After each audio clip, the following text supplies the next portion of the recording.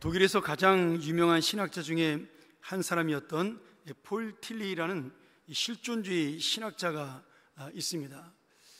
저희가 이제 대학 때 많이 이제 공부했던 분 중에 한 분인데요. 이분이 이런 말을 하셨습니다. 이 고통의 깊이가 진실로 향하는 유일한 분이다. 이런 유명한 말을 했습니다. 이 말의 해석이 정확하게 나와 있지만 저는 이 말씀을 보면서 이렇게 생각을 했어요. 우리 안에 있는 불안과 염려, 삶의 어떤 답답함도 오는 고통이 연약한 사람이 가질 수밖에 없는 감정이기에 사람은 그 고통을 겪으면서 자신의 연약함과 한계를 알고 삶의 의미를 깊이 깨닫는 그런 긍정적인 결과를 만날 수 있다. 저는 그렇게 믿습니다. 그럼 여기 긍정적인 결과가 뭐냐? 삶의 의미를 깨닫는다는 것은 뭐냐? 내가 얼마나 연약한 존재인지를 알고 우리에게 고통을 주시는 하나님의 뜻이 반드시 있다는 사실을 깨닫는 것이에요. 그래서 내 힘으로 아무것도 할 수 없으니 내가 오직 주님을 의지하겠습니다. 이런 믿음으로 나아가게 만든다라는 것이죠.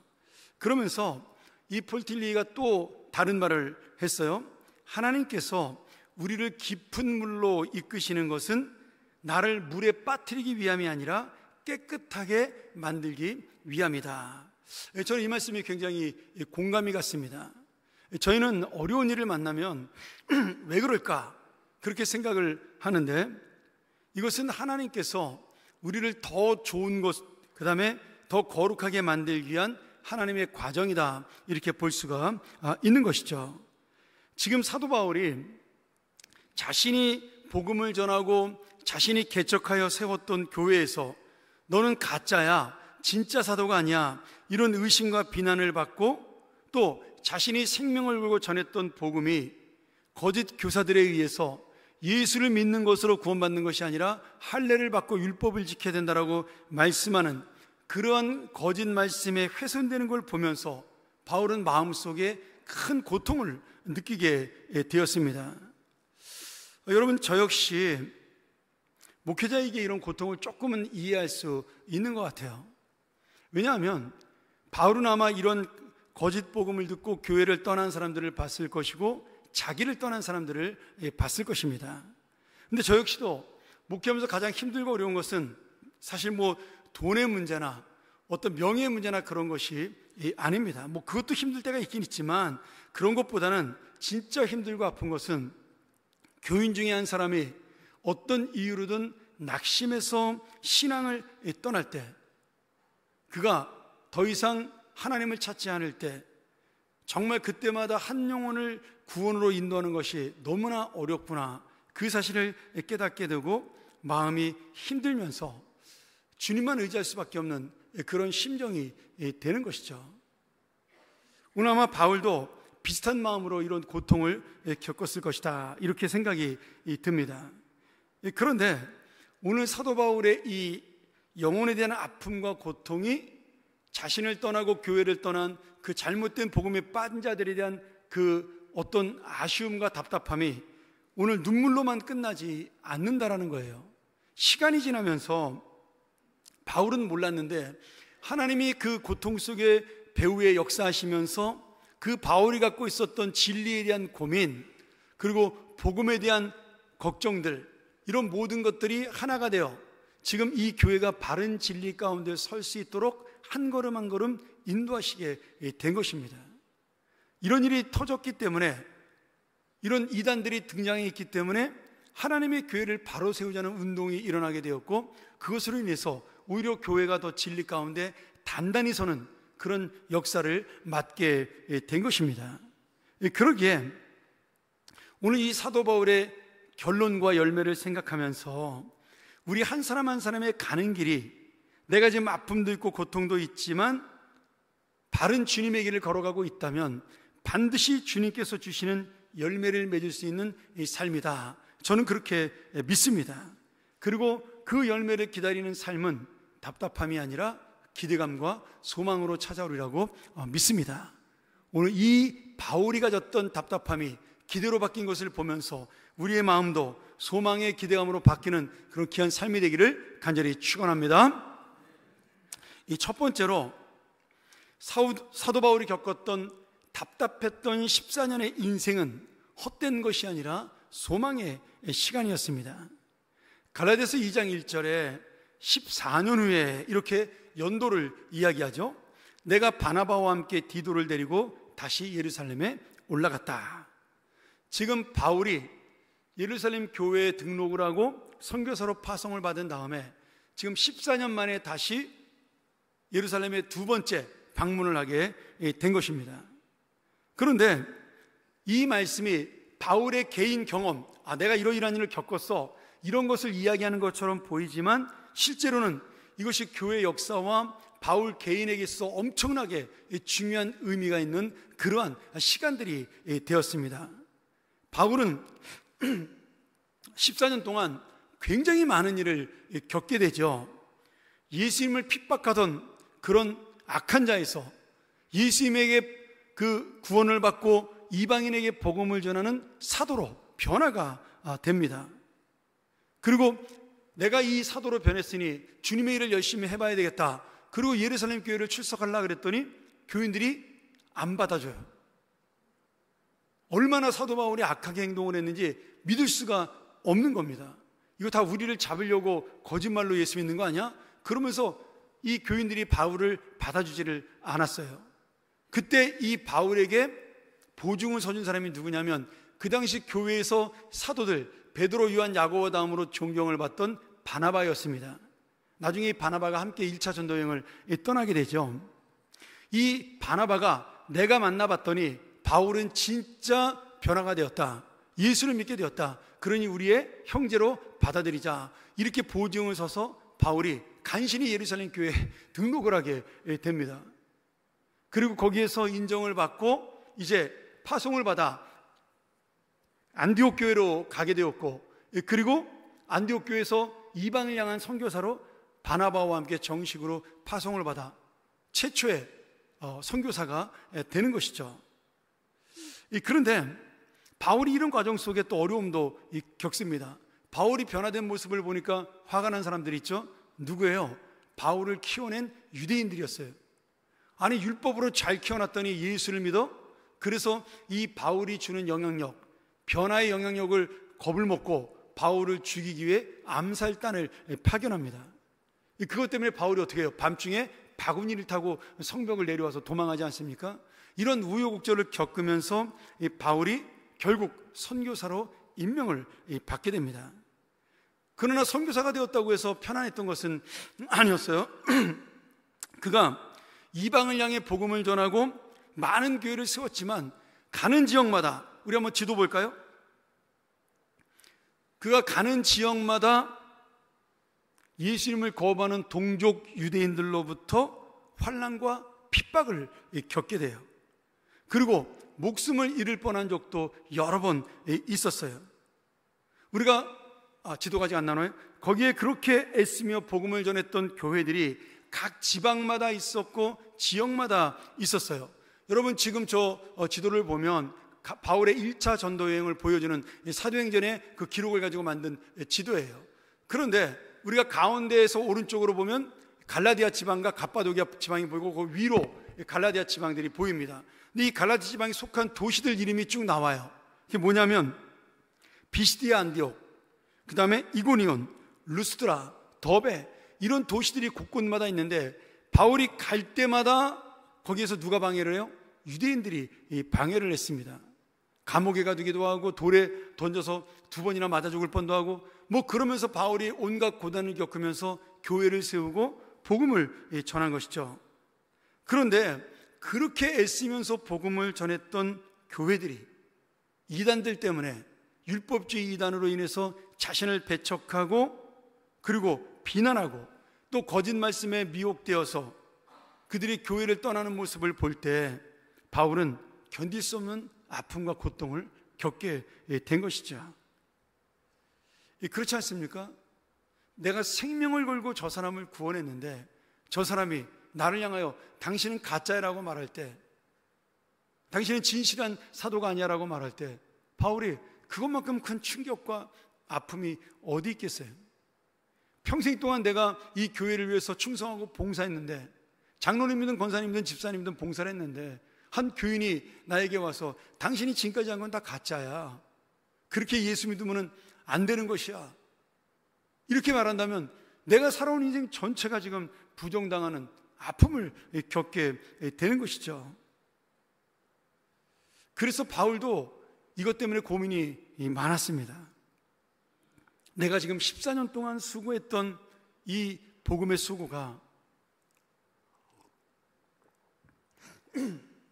먼지처럼 날아가 버린 것이 아닌가, 나는 뭘 하고 살았지? 그런 자괴감에 빠질 수도 있었던 거죠. 그런데 우리는 몰랐지만 시간이 지나면서 바울이 그 고통 속에도 복음을 포기하지 아니하고 어떻게 이 바른 복음을 전할까 애를 썼더니 그것이 결국은 그 답답함을 깨트리는 소망으로 나아가는 놀라운 역사를 우리가 볼 수가 있게 됩니다. 그리고 더 넓은 복음으로 이제는 더 큰 사역으로 나아갈 수 있는 기회를 갖게 돼요. 그렇기 때문에 오늘 여러분, 지금은 오늘 우리도 답답하고 힘이 들 수 있지만 내가 그 답답함 속에서 임하시는 하나님의 역사를 놓치지 않고 정말 내가 믿음으로 살아간다면 언젠가는 주님께서 반드시 열매를 맺게 하시는 그날이 올 줄로 믿습니다. 여러분, 만약에 이 땅에서도 그 열매를 맺지 못한다면 걱정할 필요 없어요. 우리에겐 뭐가 있죠? 저 영원한 하늘나라가 있기 때문에 우리가 아무리 이 땅에 사는 동안 행복하게 살려고 애를 써도 여러분, 이 땅은 그렇게 행복한 세상이 될 수가 없어요. 뭐 잠시 잠깐 평안한 사람도 있고 고통을 겪는 사람도 있고 무난한 삶을 살아가는 사람도 있지만 누구나 다 나이를 먹으면 평안해지지 못합니다. 왜요? 육신이 연약해져서 아프기 때문에 그런 것입니다.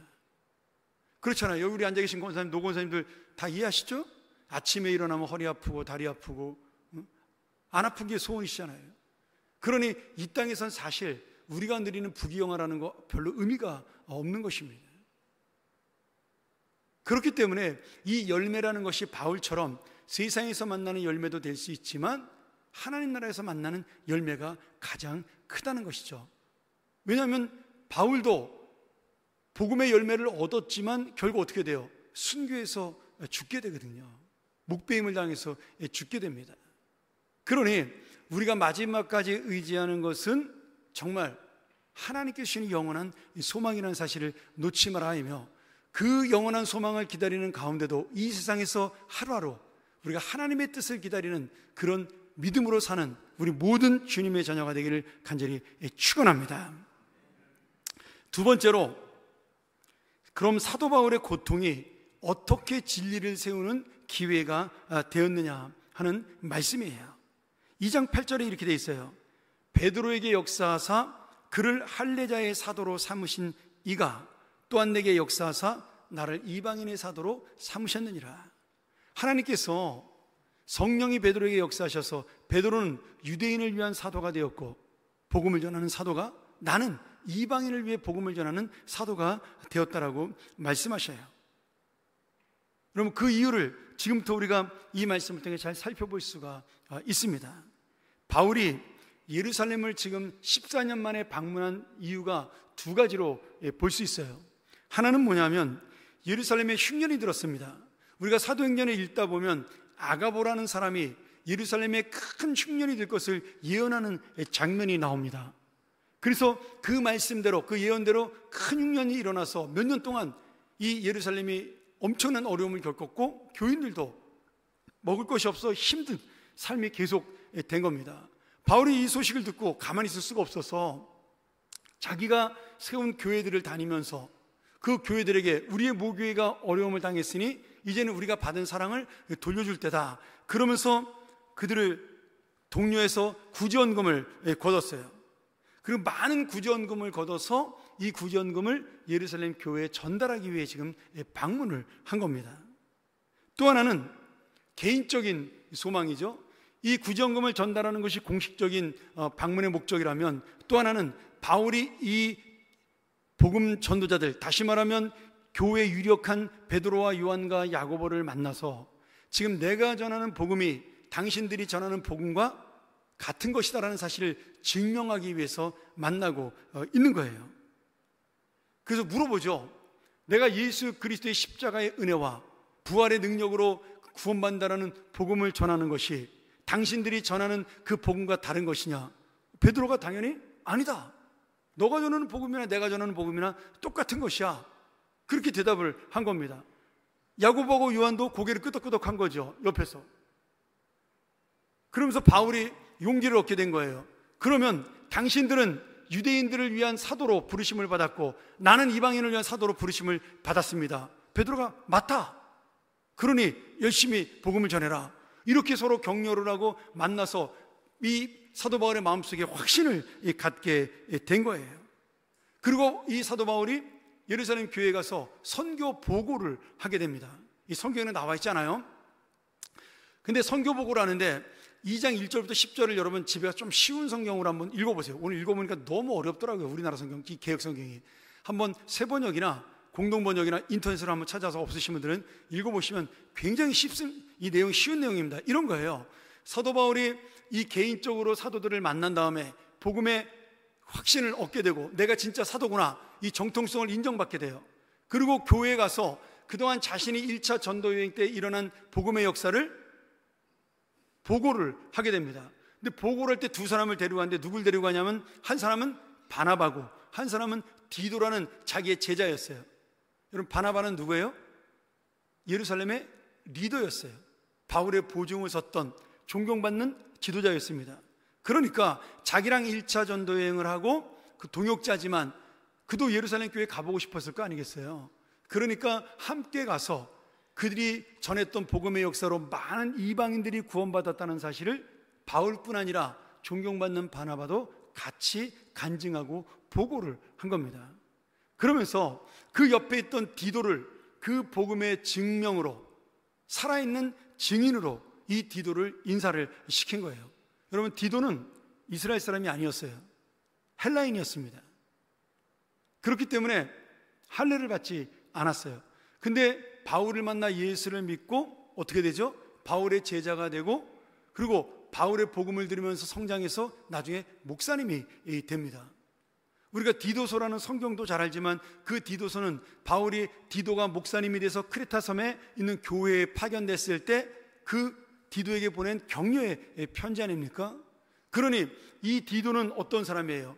이방인이지만 성령의 은혜로 복음으로 구원받았다는 증명할 수 있는 증인으로 이 자리에 참석을 한 겁니다. 지금 예루살렘 교회 성도들이 수천 명이 다 보고 있는 거예요. 바나바가 우리가 복음을 전했더니 수많은 이방인들이 예수께 돌아오더라, 복음을 믿더라, 그 말과 함께 그 증명하는 디도가 여기 있노라, 이렇게 말했을 때 그 모든 예루살렘 교회 교인들이 아멘으로, 감격으로 화답을 한 겁니다. 여러분, 바울은 이 디도가 예수를 믿은 다음에 일부러 할례를 주지 않았습니다. 아마 많은 유대인들이 야, 너 이왕이면 할례 받고 제대로 예수 믿어라, 그런 사람들이 왜 없었겠어요? 그런데 일부러 바울은 디도에게 할례를 주지 않았습니다. 왜요? 할례를 받지 않아도 구원을 받을 수 있고 할례를 받지 않아도 목회자가 될 수 있다는 사실을 증명하기 위해서 일부러 사도 바울은 그 예수 그리스도의 은혜로 구원받은 자의 증거로 이 디도에게 할례를 주지 않은 것이에요. 이렇게 바울이 전한 복음, 바울이 전한 선교 보고, 그 다음에 디도의 증명, 그리고 바나바의 증거, 이런 여러 가지를 통해서 다른 사도들도, 교인들도 이 사도 바울의 사역이 옳다고 인정을 하게 됩니다. 여러분, 여기서 끝나는 게 아니에요. 이 중요한 역사가 어떻게 발전을 하냐면 사도행전 15장에 보면 예루살렘 공의회라는 회의가 열리게 됩니다. 바울의 예루살렘 방문, 이방인도 구원받는다라는 이 소식이 전해지면서 교회가 큰 소동이 일어나죠. 어떻게 이방인들이 구원을 받지? 할례도 안 받고? 이제 이런 사람들이 생겨나기 시작을 한 거예요. 그런데 이 회의가 열리기 전에 하나님이 어떤 역사를 일으키셔요? 베드로에게 지붕에서 기도할 때 하늘에서 환상이 떨어져 뭘 보게 하죠? 벌레를 먹으라는 환상을 보게 해요. 그리고 그 환상 가운데 누구를 전도하라는 계시를 듣게 돼요? 백부장, 로마의 백부장이었던 고넬료의 가정에 가서 전도란 이야기를 듣게 됩니다. 그러니 베드로는 바울의 보고는 받았지만 실제로 이방인이 구원받는 걸 눈으로 보지 못했는데 자신이 직접 하나님의 음성을 듣고 백부장 고넬료의 집에 갔더니 그 온 가족이 기도하는 동시에 성령을 받는 역사가 일어나게 된 겁니다. 이제는 사도 바울한 사람이 아니라 교회 리더였던 베드로가 이 역사를 체험하게 되는 거예요. 그러고 난 다음에 이 교회에서 할례를 받아야 되냐 말아야 되냐는 그런 혼란스러운 사람들이 막 생겨나니까 사도 베드로가 야, 우리 다 같이 모여서 회의하자. 그래가지고 전 교인들이 모여서 함께하는 예루살렘 공의회가 열리게 됩니다. 이것이 바로 기독교 역사에 최초로 있었던 공식적인 교회 연합 회의였어요. 여러분 그런 얘기 들어보셨죠? 뭐 니케아 회의, 칼세돈 회의, 에베소 회의 이런 거 들어보셨어요? 성경 66권을 어느 회의에서 정했다 이런 얘기 들어보셨잖아요. 제가 나중에 이제 초대교회에서 강의할 때 들으시겠지만 그런 것처럼 이것이 바로 예루살렘 공의회가 그 첫 번째 회의로 많은 결정을 하는데 그 중에 가장 중요한 결정이 뭐냐면 구원은 오직 예수 그리스도를 믿는 믿음으로 가능한 것이지 율법이나 의식이나 전통이나 또는 유대인의 혈통으로 받는 것이 아니다. 그리고 이 모든 구원의 길은 유대인이나 이방인에게 하나님이 열어주신 생명의 길이다. 이것을 공식적으로 선포하게 돼요. 여러분 이것은 기독교 역사에 어마어마한 한 획을 긋는 사건입니다. 목사님 당연한 거를 지금 결정했는데 그게 무슨 대단한 거냐? 아니에요. 여러분 생각해 보세요. 평생 동안 율법을 믿던 사람들, 평생 동안 전통에 사로잡혀 살았던 사람들, 평생 동안 할례를 행했던 사람들, 그 사람들이 기독교인이 됐는데 율법이 지금 구원받는 데 필요 없다고 말하니 그 사람들 마음속에 내가 살아왔던 인생 과거의 전통을 다 포기해야 되는 그런 역사가 일어나게 되는 것이잖아요. 그게 쉬운가요? 아니잖아요. 여러분 그렇지 않습니까? 내가 수십 년 동안 습관적으로 해왔던 것도 버리기가 힘든데 그들은 그것을 구원의 전통이라고 여겼어요. 이것을 해야 구원받는다고 생각을 했는데 그것이 아니라고 말하는 순간에 살아온 믿음의 인생 전체가 부정당하는 느낌이 들 거 아니겠어요? 그러니 이것을 결정하는 것은요 너무나 어려운 일이었던 겁니다. 그런데 베드로가 바울의 말을 듣고 자신도 직접 이방인을 구원시키는 것을 경험하면서 담대하게 모든 교회에 오직 구원은 예수 그리스도의 십자가 은혜와 부활의 능력으로만 가능하다라고 다른 모든 것은 전혀 필요 없는 전적인 하나님의 은혜라는 선포가 일어나게 된 것입니다. 그리고 그 은혜의 선포로 인해서 사도 바울의 선교는 날개를 달게 된 것이죠. 예전에는 이 복음을 설명하려면 유대인들이 와가지고 야 이놈아 너 이거 가짜 아니야? 막 이러면서 이야기를 하면 그것을 설명을 해야 되잖아요. 내가 어떻게 구원받았고 내가 이렇게 됐고 저렇게 됐고 설명을 해야 되는데 이제는 그럴 필요가 없어요. 야 예루살렘 교회 총회에서 결정한 거야. 그래서 이거는 진짜야. 이러면 끝나는 거예요. 그러니 바울이 복음을 전하는데 얼마나 수월해요? 그리고 이방인들에게 복음을 전하는 것도 돕는 사람들 중에 야 이거 이방인들이 구원이 있겠어? 그러면서 망설이던 사람들이 이 선포로 인해서 선교원금을 내는데 주저함이 없게 된 겁니다. 그러니 이 14년의 고통 동안 바울이 어렵고 힘들었지만 이렇게 이 어려운 고통 가운데 일어났던 그런 모든 갈등들이 이 예루살렘 공의회로 해결됨으로 말미암아 바울은 2차, 3차 전도 여행에서 어마어마한 넓이 있는 또 높이 있는 그런 복음들을 깊게 전할 수 있는 역사가 일어나게 된 것이죠. 제가 시간이 없어 교회사를 다 설명할 수는 없지만 이 결정으로 인해서 혼란했던 모든 초대교회가 바른 진리의 구원관을 갖게 되었어요. 이제는 다른 걸로는 구원받을 필요가 없다라고 확실한 바울의 구원관, 복음의 구원관이 자리를 잡게 된 것입니다. 또 이방인 선교를 해야 한다는 공식적인 결정이 내려짐으로 유럽과 소아시아를 향해서 나중에는 어떻게 되죠? 우리 아시아에까지, 남미에까지 복음이 전하게 된 것이죠. 그래서 우리가 예수를 믿게 된 것입니다. 여러분, 이건 남의 나라 얘기가 아니라 우리를 위한 결정이요 선포였다라는 거예요. 몇천 년 전의 이야기지만. 그러니 이것이야말로 바울의 아픔을 치료한 주님의 놀라운 섭리요 역사지요. 바울은 전혀 상상도 못했습니다. 이러한 놀라운 선포가 일어나고 공식적으로 자기가 전하는 복음이 진리라고 인정되는 그런 날이 올 줄 상상도 못했어요. 그런데 이 바울이 정말 율법주의 이단으로 인해 아픔을 겪었지만 그 이단을 해결하기 위해서 이리 뛰고 저리 뛰고, 그리고 구원이 믿음과 은혜로 이루어진다는 복음을 전하기 위해서 막 애를 썼는데 그 모든 것들이 헛되지 아니하고 그 고통 가운데 하나님의 가장 큰 역사로 일어나고 선포가 된 것입니다. 여러분, 그렇습니다. 우리의 인생에도 답답하고 힘든 14년의 시간이 있을 수 있어요.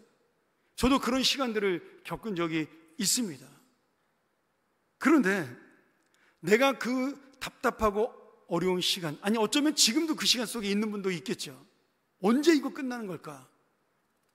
근데 그 시간 속에 내가 주님을 붙들고 살았더니, 내가 믿음으로 이것을 정말 하나님이 나를 물속에 빠뜨려 죽게 하는 것이 아니라 이 물속에서 나를 깨끗게 하여 건지기 위한 것이다, 그런 믿음으로 주님을 바라보고 살았더니 세상적으로는 아직도 알아주지 않지만, 사람들이 볼 때도 인정하지 않지만, 아무 열매가 없는 것처럼 보이지만, 현실을 보면 답답하지만 어느 순간에 주님의 놀라운 역사가 우리 가운데 일어난다는 사실입니다. 할렐루야. 이것을 믿는 믿음이 오늘 소망을 갖는 믿음이에요. 여러분, 사도 바울은 이단을 싫어했어요. 그래서 지난주에 배웠잖아요. 다른 복음을 전하는 자들에게 뭘 했죠? 저주를 선포했어요. 거짓 복음을 전하는 자들은 저주를 받을지어다. 그 당시에 저주는 지옥불에 떨어지는 거잖아요. 그런데 그 저주를 선포함에도 오늘 바울의 마음속에 뭐가 있냐면 그들의 영혼이 돌아오기를 바라는 마음이 있었어요. 긍휼함이 있었고 자비함이 있었습니다. 여러분, 갈라디아서는 그런 면으로 볼 때 정말 바울의 마음이 절절하게 담겨있는 그런 성경이에요. 오늘 보세요. 마지막 10절에 바울이 답답하고 어려운 상황에도 낙심하지 아니하고 주님의 뜻을 이룬 놀라운 믿음과 그 마음이 나타나요. 10절이 이렇게 되어 있어요. 다만 우리에게 가난한 자들을 기억하도록 부탁하였으니 이것은 나도 본래부터 힘써 행하여 왔노라. 이게 무슨 말씀이죠? 너희들이 어려움 당한 것을 알고 유대인이든 이방이든 상관하지 아니하고 나는 지금까지 가난한 자들을 도왔는데 이제는 그 도움을 너희들에게 주기 위해서 왔노라고. 그리고 우리는 이 가난한 자들을 기억하는 것이 옳다라고 이야기합니다. 여기에 가난은 물론 물질의 가난도 있죠. 그것이 앞선 겁니다. 흉년 들었으니까 더 이 안에 숨어있는 의미, 또 하나의 가난이 있어요. 영적으로 가난한 자들, 하나님의 진리를 아직 분별하지 못하는 어리석은 자들, 그리고 아무것도 모르고 감정에 사로잡혀 살아가는 그러한 자들, 그런 모든 자들조차도 우리가 하나님의 은혜를 가지고 그들을 대해야 된다라고, 그들이 이 복음을 듣고 변화시킬 수 있도록 우리가 바꿔야 한다고, 그러면서 자신이 갖고 온 구제헌금에 대한 설명을 사람들에게 하는 거예요. 이 헌금은 이방인인 당신들이 멸시했던 이방인들이 당신들을 사랑하는 마음으로 준비한 것이다. 예수 안에는 이방인도 없고 유대인도 없다. 오직 주님을 믿는 형제자매만이 있을 뿐이다. 그러면서 이 공동체성, 보편주의 교회의 공동체성을 말씀하고 있는 거예요. 교회는 하나다라는 거예요. 여러분, 우리가 약하고 부족하지만 이 공동체성을 갖고 있어야 하나님의 복을 받습니다. 여러분들이 우리 교회 파송 선교사만 돕고 아니면 우리가 지정한 가난한 교회만 돕는다? 물론 그것도 훌륭한 일이죠. 그런데 좀 넓게 볼 필요가 있어요. 내가 좀 마음에 안 들고 싫어해도 도울 수 있는 마음가짐을 갖는 것이 지금 이 공동체의 성입니다. 진짜 북한이 마음에 안 들죠. 김정은을 보고 있으면 도와주고 싶은 마음이 별로 없습니다. 그런데 주님께서는 거기에도 복음이 필요하고 사랑이 필요하다라고 말씀하시고 있는 거예요. 여러분, 우리 교회는 북한에 돌아가기 위해 세운 교회입니다. 여기 남으려고 세운 교회가 아니었어요. 그래서 이름도 그대로 평양교회라는 이름으로 예전엔 갖고 있었잖아요. 평양에 돌아가기 위해서. 그러나 지금은 우리가 교회가 합병을 하면서 같은 평안도뿐이었던 서문교회와 합치고, 그리고 이름을 같은 평안도분들이 모여서 평안교회라고 이름을 지었습니다. 여러분, 우리의 마지막 사명은 뭐냐면 북한에 대한 사역이에요. 우리가 지금 북한을 돕고 있는 사역들이 몇 가지가 있지만 사실은 좀 더 우리의 후손들이 깊이 있게 이것을 바라볼 수 있도록 우리가 나가야 하는 것입니다. 뭐 북한뿐 아니라 다른 나라도 마찬가지죠. 오늘 여러분, 예수님 안에서 한 형제 자매다. 참 이게 말은 쉬운데 행동으로 하는 건 정말 어려운 것 같아요. 저는 너무나 안타까운 게 난민이 들어오는 것을 교회가 반대하는 거, 그들이 이슬람 교도이기 때문에 반대한다. 이게 공동체성을 깨트리는 가장 나쁜 죄예요. 세상으로 볼 때는 그 죄가 아니죠. 성경으로 볼 때는 가장 큰 죄입니다. 왜? 복음을 가로막는 거잖아요. 우리가 지난번에 터키가 지진 났을 때, 투르키가 지진 났을 때 저희 교회 형편에서는 정말 많은 헌금을 해서 몇 천만 원을 거기다가 보냈습니다. 여러분, 튀르키 사람들이 이슬람교도잖아요. 다. 왜 도와야 돼요? 그 사람들은 도와도 되고 우리나라에 오는 난민들은 도우면 안 되는 겁니까? 난민 선교하는 선교사님이 너무 답답해서 저한테 그 이야기를 하더라고요. 아니, 선교사는 파송하면서 들어온 사람들을 전도를 못하게 한다는 게 말이 되냐? 하나님이 돈 안 들이고 전도할 수 있는 기회를 주신 건데. 그렇잖아요. 선교사 한 명 파송하면 여러분 몇십 년 동안 수억 들어가잖아요. 저절로 들어온 사람들을 우리가 전도하는데 그런 사람들을 반대하는 교회가 있다는 게 상식적으로 여러분 이해가 되십니까? 이건 성경적인 것도 아니잖아요. 상식적으로도 말이 안 되는 건데 우리는 그런 공동체성을 내가 싫어하는 이슬람 사람이기 때문에 반대다, 이런 감정적인 마음으로 바라보고 있는 겁니다. 저들이 들어와서 이슬람 교회를 전도하면 어떻게?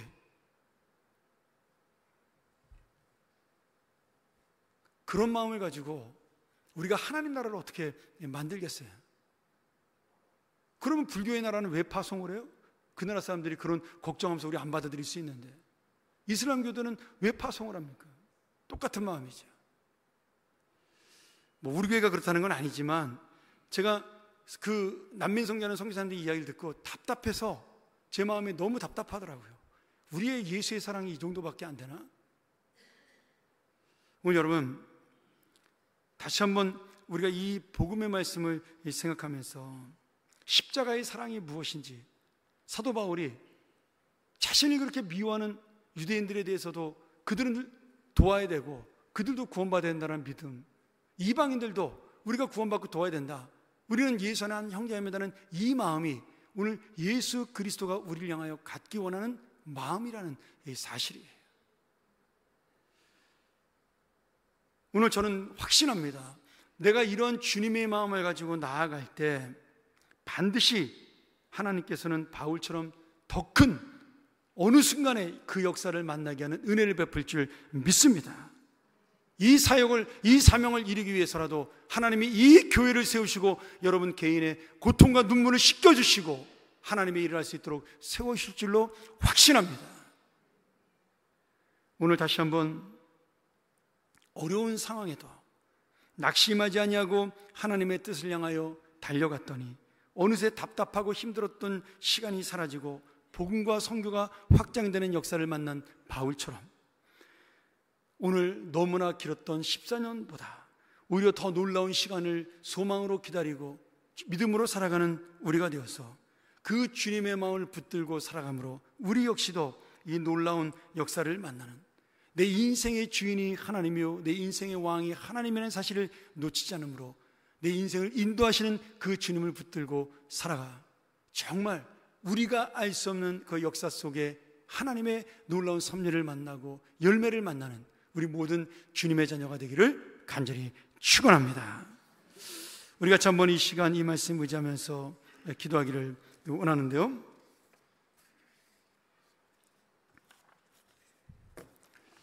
오늘 여러분, 우리 마음속에 답답함과 아픔과 고통이 있는데 나 혼자 살기도 버겁고 힘든데 하나님이 주님의 일을 하라고 말씀하십니다. 그때 순종해야 하는 것이죠. 바울이 답답하다고 해서 복음의 역사를 멈춘 것이 아니에요. 힘들다고 해서 전도를 그친 것이 아닙니다. 오늘 내가 이 바울의 믿음을 따라서 답답하고 낙심하는 일을 당하여도 끝까지 주님의 뜻대로 살겠다라는, 정말 나를 성숙하게 만드시고 이끄시는 주님의 섭리를 내가 만나고야 말겠다는 그 놀라운 믿음을 가지고 살게 해달라고 우리 함께 시간 함께 기도했으면 좋겠고요. 우리 교회가 비록 엄청나게 큰 교회는 아니지만 우리가 가진 역사를 가지고 이 공동체성을 놓치지 않는 하나님의 복음을 향하여 나아가는 그런 교회가 되게 해달라고 함께 기도하며 나아갑니다.